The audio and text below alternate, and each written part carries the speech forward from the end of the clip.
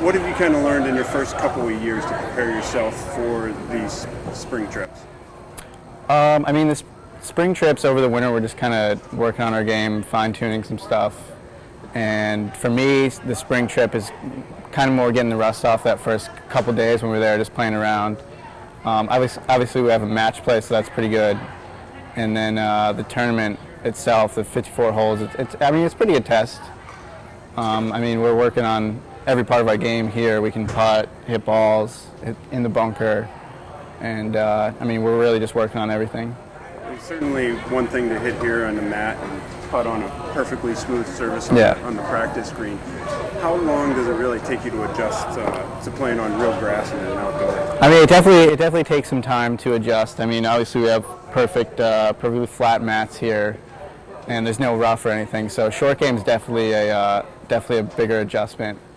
And I mean, hitting balls too. You have complete flat lies out on the course. You have side hill lies, uphill lies, downhill. I mean, you name it. There's any kind of shot you have to deal with. You kind of have to think about it. And this doesn't. I mean, it helps you kind of keep away from getting rusty over the winter, but it doesn't completely prepare you for the spring.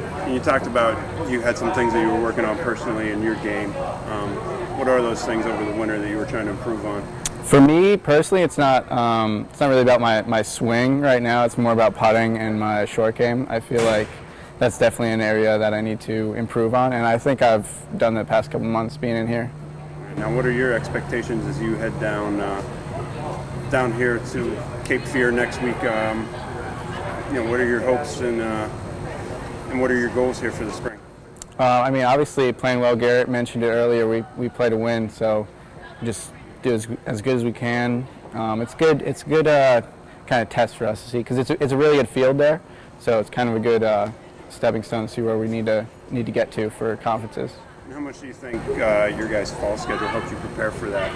Obviously, you won at St. Bonaventure and played in a couple of different tougher fields towards the end of the fall season. Do you think that helped?